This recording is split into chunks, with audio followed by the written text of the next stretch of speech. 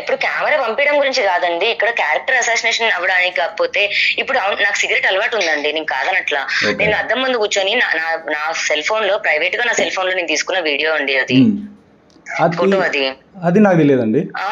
Previous అవును, అందులో మేము కొట్లాడుతున్నాం ఆల్రెడీ. మాకు ఇంట్లో ఆల్రెడీ జరుగుతున్నాయి కొట్లాట. ఇప్పుడు అందులో మా తమ్ముడుదా ఎవరిదో ఆడియో ఉంది, ఇంట్లో పనిచేసే అబ్బాయితో.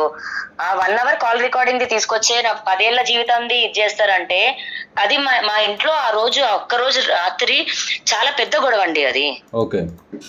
ఒకరినొకరు అందరం తిట్టుకున్నాము.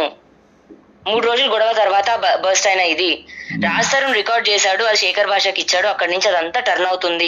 అదంతా కేవలం ఇప్పుడు హీరో అయితే మాత్రం తప్పించుకోవచ్చు, డబ్బులుంటే మాత్రం తప్పించుకోవచ్చు, పలుకుబడి ఉంటే తప్పించుకోవచ్చు అన్నది చేస్తే చట్టానికి ఎవరు చుట్టాలు కాదండి. తప్పు చేసినవాడు ఎవరు చుట్టాలు కాదండి. జనాల్లో నా గురించి ఇప్పుడు ఈ ఆడియో రికార్డ్ బయటకు వచ్చినంత మాత్రాన చట్టంలో లేకపోతే న్యాయంగా నేనేదో నష్టపోతానని నన్ను, కాకపోతే జనాల మైండ్ సెట్ లో ఒకటి అన్నది పోతుంది కదా సార్. మీరు అది అర్థం చేసుకోండి సార్ ప్లీజ్. మీ ఇంట్లో ఒక ఆడపిల్ల ఉంటది, కాకపోతే నేను ఇప్పుడు జనాల్లోకి లావణ్య గారు సిగరెట్ మందు ఉందండి, నేను కాదన్ను. లావణ్య గారు అది మీ పర్సనల్ అండి, అది నేను చెప్పేది నేనండి. ఇప్పుడు నేను మిమ్మల్ని కూడా చాలాసార్లు అడిగా, వన్ సైడ్ కాకుండా జనాల్లో నేను ఎప్పుడు న్యూట్రల్ గా ఉంటాను. నేను జనాలకు వన్ సైడ్ వన్ సైడ్ అవుతుందండి. నేనేమంటున్నానంటే రికార్డింగ్ అని కాదు, ఇప్పుడు మీరు మాట్లాడితే గొడవదయ్యండి సార్, రూమ్ లో పడుకునేది, రూమ్ లో తిట్టుకునేది ఏంటి సార్? నేను గొడవ చేశాను కదా. ఇప్పుడు ఆల్రెడీ అందరు రిలీజ్ చేశారండి దాన్ని. అందరు చేసిన తర్వాత 3 days 4 days తర్వాత ఇప్పుడు కొత్తది సార్ మీరు వేసింది అదే రోజు రాత్రి కొత్తది కాదండి. ఇది అందరూ రిలీజ్ చేసింది, అందరు చేసిన తర్వాతనే వేరే ఛానల్లో కూడా ఉన్నది. దాన్ని ఆల్రెడీ అన్ని ఛానల్స్ లో ఉన్నది, నేను పెట్టాను సార్. నాకు తెలుసు కదా సార్, మా ఇంట్లో ఏం గొడవలైనాయో. నేను కదా అది మాట్లాడింది, నా గొంతు కదా సార్. నేను వేరే వాళ్ళ దగ్గరికి తీసుకొని వేసింది తప్ప, నాకు శేఖర్ భాష ఇచ్చింది థర్డ్ పర్సన్ ఇచ్చింది కాదండి. ఆల్రెడీ అన్ని ఛానల్స్ రిలీజ్ అయిన తర్వాతనే. నేను చెప్పదలుచుకుంది ఏంటంటే, నా ప్రయత్నంలో నేను తాగేసి మాట్లాడి, నేను మా ఇంట్లో గొడవ పడ్డాయి, బయటకు వచ్చి నేను 10 సంవత్సరాలు నాకు జరిగిన దాన్ని, మోసాన్ని, అన్యాయాన్ని ఈ ఒక్క కాల్ రికార్డింగ్ ని బట్టి అది తప్పు లేదు అని తీసేస్తారు, చూపించాలి అనుకుంటుంది మీ మెయిన్ ఉద్దేశం. అయితే ధన్యవాదాలు చెప్పదలుచుకున్నాను. లేదండి, నేను అలా కాదు. మీరు జనాలకి పోట్రే అయ్యేది, ఎందుకంటే ఇప్పుడు నా కోర్టు ఇచ్చేది తీసుకుంటాను సార్. నెగిటివ్ బూతులు వేస్తున్నారా సార్ మీరు? బూతులు నేను మాట్లాడి కానీ నా దాంట్లో బూతులు కానీ ఉన్నాయండి. మీరు ఏదైతే వాయిస్ రికార్డ్ ఉందో అది ఆల్రెడీ అందరు చేసి పెట్టిన తర్వాతనే డిలీట్ చేయండి కదా, నేను ఇస్తాను ఇంటర్వ్యూ మీకు. ఆల్రెడీ వేరే వాళ్ళందరూ పెట్టి పబ్లిసిటీలో పెట్టిన తర్వాత మీ కోర్టుకు కూడా వేసామండి. మీరు దయచేసి అర్థం చేసుకోవచ్చు కదా, దీని వల్ల నాకు శిక్ష ఏం పడదు, జనాల్లో నా మోరల్స్ పోవడం తప్ప. ఈ ప్రపంచంలో ఎవరు మాట్లాడరండి, లావణ్య ఒక్కతే మాట్లాడుతా. మా ఇంట్లో మేము తాగేసి కొట్టుకున్నాం సార్, అది మీకు చూస్తే అర్థం కావట్లేదు, తాగున్నాం అందరం అని. ఆల్రెడీ అన్ని ఛానల్స్ లో పెట్టింది కదండి దాన్ని. నేను అవును సార్, అన్ని ఛానల్స్ లో వచ్చిందే సార్. ఒక్క మార్పు ఒక్క దగ్గర నుంచి జరగదా? నేను అన్ని ఛానల్స్ కాళ్ళ మీద పట్టి తీపించుకుంటాను, లేదా కోర్టు కేసు తీపించుకుంటాము. ఓకే, అది ప్రయత్నము, పోరాటం అన్నది పక్కదారి పడుతుంది. ప్రయత్నం అన్నది తాగదు సార్. ఇప్పుడు ఒకసారి మేము తెగించి ఉంటే ఉండని, వినుకుంటే వినని అని అనుకోవచ్చు, కాదనట్లా. బట్ నేను తెలుగు అమ్మాయిని, నేను ఇక్కడ ఉండే అమ్మాయినే సార్, ఇక్కడే బతకాలి నేను. సరే, నేను దాన్ని శేఖర్ భాష ఛానల్స్ లోకి వెళ్ళి ఛాలెంజ్లు చేస్తున్నాడు, ఇంకో 4 రోజులు అమ్మాయి సూసైడ్ చేసుకుంటారు చూడండి అని. ఎందుకు సార్? నేను పాపం చేశాను శేఖర్ భాషకి? ఇవాళ కోర్టు ఉంది సార్. సో దాన్ని బట్టి మేము వద్దామన్నది ప్లాన్. శేఖర్ భాష పైన కూడా FIR అయింది. అండ్ శేఖర్ భాష నేను అతన్ని 4 మనుషులతో కొట్టించిన అంటున్నాడు. అబద్ధం సార్, అది జరగలేదు. అతని రికార్డింగ్స్ కూడా మా దగ్గర ఉన్నాయి, నేను మీకు పంపిస్తా. అతను అందరికి ఫోన్లు చేసి నేను ఇందులో గెలవాలి, నన్ను గెలిపించండి, అమ్మాయికి సంబంధించినవి ఉంటాయి ఇవ్వండి అని అందరినీ గెలుకుతున్నాడు. అతను నా గురించి మాట్లాడుతున్నవి మేము పోరాడతామండి, నేను వేస్తాను కాదన్ను. కాకపోతే ఇప్పుడు శేఖర్ భాష పైన నేను పోరాడతాను, డజన్ మీన్ అతను బూతులు మాట్లాడినవి ఉన్నాయా ఇవ్వండి అన్నది వల్గర్ కిందకే వస్తుందండి. ఇప్పుడు నేనేమంటున్నానంటే వన్ సైడ్ తను వచ్చి మాట్లాడినంత వరకు మాకు తెలుసు. మస్తాన్ అనే వ్యక్తి వీడియోలు పెట్టుకొని బెదిరిస్తాడు. ఓకే, ఒక్క దాంట్లోనే నేను ఆగాను. మీకు ఆ కథలో నిజం కూడా నేను తీసుకొచ్చి పెడతాను, నో ప్రాబ్లం. కాకపోతే నాకు ఈ బూతులు అన్నది ఒకటే, అది ఎందుకంటే మోరల్లీ దెబ్బతీస్తుంది కాబట్టి. జడ్జిమెంటల్కి వెళ్ళిపోతున్నారు జనాలు. అర్థమైందా సార్? రాస్తారు మస్తాన్ సాయి మీ ఇద్దరు కలిసి ఇట్లా ఆడండి, మీ ఇద్దరు కలిస్తే మీ ఇద్దరు కేసులు పోయి అమ్మాయిది ఫాల్స్ అన్నది అయిపోతుంది అని నా మీద కాళ్ళు వేసి మాట్లాడుతుంటారు సార్. ఇంకా అంటే ఇప్పుడు ఇద్దరు మగాళ్ళు కలిసి తప్పు చేసాము, ఇద్దరు మగాళ్ళు కలిసి ఇది చేశారన్న శత్రువు అవుతారు అన్నట్టు అట్లా మాట్లాడతారండి. అది బేసిక్ గా కోర్టుకి ఇవ్వాల్సిన ఎవిడెన్స్. ఓకే అండి, నేను కొంచెం బ్రేక్ఫాస్ట్ చేసేసి పంపిస్తాను మీకు. అండ్ ఒక్కటి అది కొంచెం ప్రైవేట్ పెట్టించండి ప్లీజ్. మీరు ఒకసారి కొంచెం కథ అన్నది కొంచెం పట్టల మీద ఎక్కేదాకా అండి, కొంచెం స్టార్టింగ్ స్టేజ్ లో ఉంది, దాన్నే చంపేయాలని చూస్తున్నారు సంబంధం లేని వ్యక్తులు, శేఖర్ భాష లాంటి వాళ్ళు. తను మా దగ్గరకు వస్తున్నాడు కాబట్టి ఆ వర్షన్ పెట్టుకున్నాడు. మీరు కూడా వచ్చుంటే, మీరు కూడా నిన్న చాలాసార్లు అడిగాను, లవణ్య గారు మీరు రండి అని చాలాసార్లు అడిగాను. మీరు కూడా వచ్చుంటే నేను వన్ సైడ్ అయ్యేది కాదు కదా. సరే అండి, మస్తాన్ సాయి వీడియోలు తీస్తుంటాడు అమ్మాయిలవి, నేను వాటికి సంబంధించిన ఎవిడెన్స్ స్టార్ట్ చేద్దాము 1-2 days లో అని అనుకున్నాను. పంపించండి అది. But maybe why not today అన్నట్టే అవుతుంది. నేను మీకు ఒక హాఫ్ అన్ అవర్ లో కొంచెం బ్రేక్ఫాస్ట్ చేసి ఒక హాఫ్ అన్ అవర్ లో కాల్ బ్యాక్ చేస్తాను మీకు. ఒకసారి ఎలా స్టార్ట్ చేద్దాము అంటే ఇప్పుడు ఫైట్ అన్నది స్టార్ట్ చేసిన తర్వాత సార్, మస్తాన్ ఇప్పుడు నేను ఒకటి వదులుతాను, మస్తాన్ ఒకటి వదులుతాడు, కాదని కాదు. మస్తాన్ అనే వ్యక్తి రాజ్ తరుణ్ పైన కేసు పెట్టించే వరకు ఉండి పెట్టించేలాగా చేశాడు. ఓకే, నా జీవితం ఇప్పుడు ఇది ప్రత్యక్షంగా పరోక్షంగా ఇట్లా కావడానికి మస్తాన్ సాయి అనేవాడు చాలా పెద్ద కీలక పాత్ర మా లైఫ్ లో. But at the same time Raj Tarun అన్యాయం తప్పు చేసిన వాడు కాదు అంటే నేను ఊరుకోను. రాజ్ తరుణ్ ఖచ్చితంగా తప్పు చేశాడు, దానికి మస్తాన్ సాయి అనేవాడు కొంచెం బలమయ్యాడు. అవి ఆ రెండు కథలుగా రావాలండి. బట్ ఆ రెండు కూడా మళ్ళీ తను ఎంతమంది అమ్మాయిలు అంత పెళ్ళయి 11 ఏళ్ళ కొడుకు ఎంతో ఉన్నాడు అతనికి, వాళ్ళకి గుంటూరులో దర్గా ఉంది. అండ్ ఇది కాల్ రికార్డింగ్ బయటికి రానియకండి ప్లీజ్, ఎందుకంటే నాకు ప్రాణహాని ఉంటది.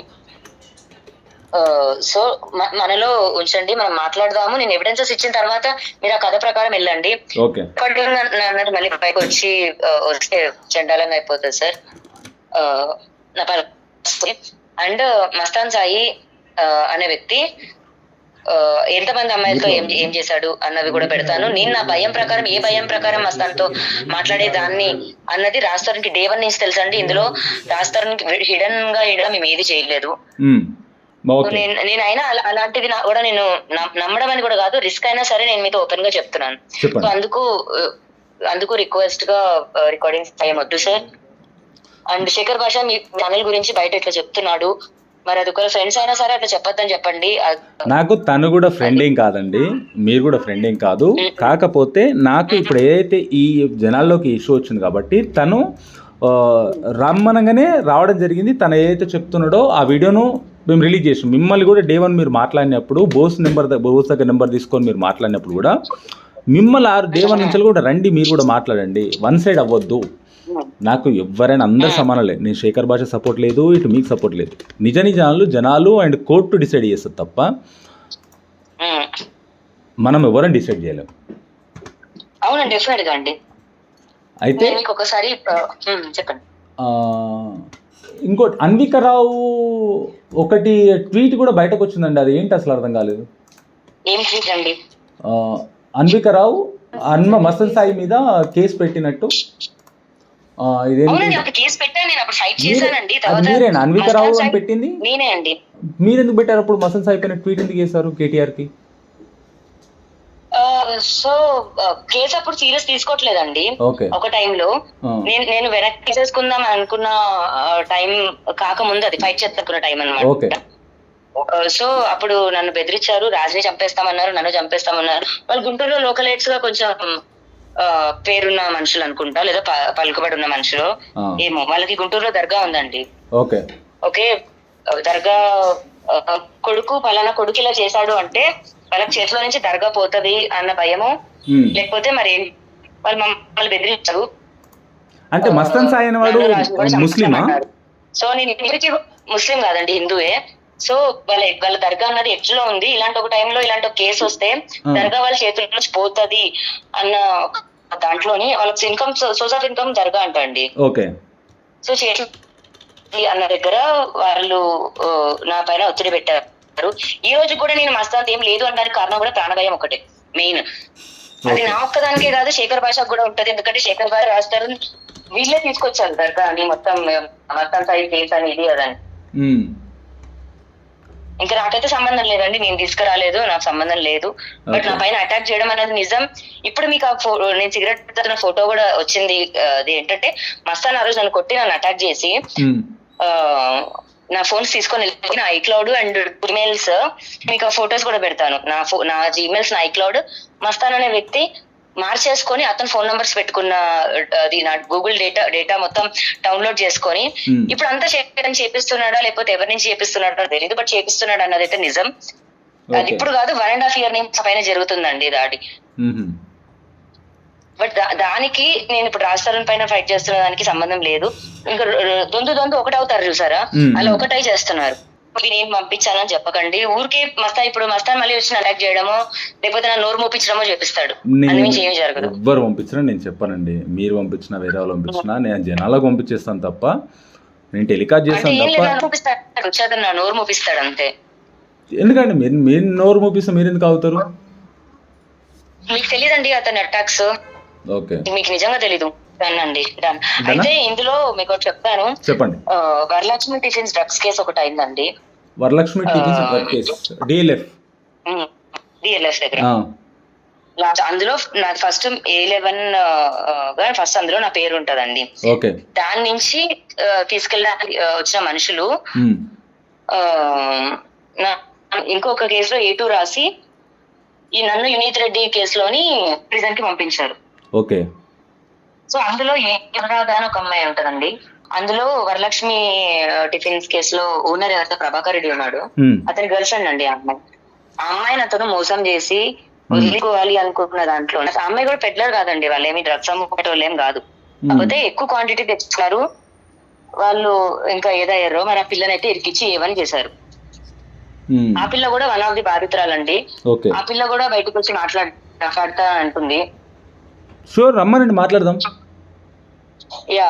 పోతే at the same time attack అంటే మంచి స్టార్ట్ చేసిన తర్వాత మీకు తెలిసి ఇప్పుడు ఎట్లా అవుతాయో డైరెక్ట్లీ ఆర్ ఇండైరెక్ట్లీ. ఆ సేఫ్టీ అండ్ ఇది కూడా కొంచెం మీరు పెట్టాలి. ఓకే, అంటే ఎవరు ఇచ్చారు ఏంటి అన్నది. ఇప్పుడు కొన్ని రికార్డింగ్స్ ప్రభాకర్ వీరు కూడా రావచ్చు, కొన్ని వీడియో రికార్డింగ్స్ రావచ్చు. ప్రభాకర్ చాలా మంది అమ్మాయిల్ని ఈ ప్రభాకర్ మస్తాన్ వీళ్ళందరూ చేసేదే అదండి. అమ్మాయిలని తెచ్చుకుంటారు, ప్రేమ అని నమ్మిస్తారు లేదా ఇష్టం అని నమ్మిస్తారు, వీడియోలు ఇస్తా ఉంటారు. సో ఇప్పుడు సీరియల్ యాక్టర్ మహేష్ ఒక అమ్మాయి అండి, రీసెంట్ గా ఆ అమ్మాయివి కూడా అదే చేశారు ప్రభాకర్ అతను. సో ఇప్పుడు ఎగ్జాంపుల్ ఆ సీరియల్ యాక్టర్స్ మహేష్ అన్నది బయట పెట్టింది అనుకుంటాను, ఎవరు పెట్టారు అన్న దగ్గర బయటకు వస్తే మళ్ళీ ఆ పిల్లకి డైరెక్ట్ గా అటాక్స్ థ్రెట్స్ అనేవి జరుగుతుంటాయి. అలా మీరు సేఫ్టీ సెక్యూరిటీలో ఎవరు పెట్టారు అన్నది అస్సలు రానివ్వకుండా మాటిస్తారంటే మనుషులు బయటకు వస్తారండి. ఎవరిచ్చారు అనేది, ఎవరు ఇచ్చారు అనేది నేను చెప్పను. అదే సార్ ఇప్పుడు ఏమంటా అంటే ఫస్ట్ ఆడియో రికార్డింగ్స్ బయటికి లేదా ఏమైతే ఎవిడెన్సెస్ ఉన్నాయో బయటికి వన్స్ వచ్చేసిన తర్వాత అప్పుడు ఏంటండి ఇలా వచ్చాయి కదా మీవి అన్న దాంట్లోని విక్టిమ్ బయటకు వచ్చి మాట్లాడిందంటే కొంచెం ఒక కథలాగా నీట్ గా అవుతుంది వీళ్ళ ఇచ్చారు అన్న దానికంటే. సో ఇప్పుడు ఎలాగో మనం యాంటీగా ఉన్నట్టుగా ఉంది కాబట్టి అది అలాగే ఉండనివ్వండి. సో దట్ ఎవరి నంబర్ ఫస్ట్ నేను మీకు ఇచ్చానంటే ఈ ఛానల్స్ కూడా నమ్మవు ఫస్ట్. ఇది ఒకటి మీరు కొంచెం సేఫ్ గార్డ్ చేయండి. నేను ఒకసారి మాట్లాడి మీకు కాల్ బ్యాక్ చేస్తా సార్. అండ్ ఇప్పుడు మీ నుంచి వచ్చే ఒక ఎపిసోడ్ కానివ్వండి, ఒక వీడియో కానివ్వండి, క్లియర్ అయ్యేలాగా రానివ్వండి. ఎగ్జాంపుల్ ఇప్పుడు ప్రీతి వచ్చింది, ఆ ప్రీతి అన్న కథలో నేను అమ్మాయికి అలవాటు చేశాను, నేను ఆవిడకి పెట్టాను అని వచ్చింది. సో మీ దగ్గర నుంచి ఒక వీడియో ఒకటి బయటకు వస్తుంది అంటే ఆ కథకి సొల్యూషన్ తో పాటు ఆన్సర్ కథకి ఆన్సర్ లాగా వచ్చేలాగా చేయాలి. అసలు నిజం ఏంటి, నేను అసలు ఎలాంటి కట్ చేయకుండా, ఎలాంటి టాపిక్ కట్ చేయకుండా యాజ్ ఇట్ ఈస్ రిలీజ్ చేస్తాను నేను.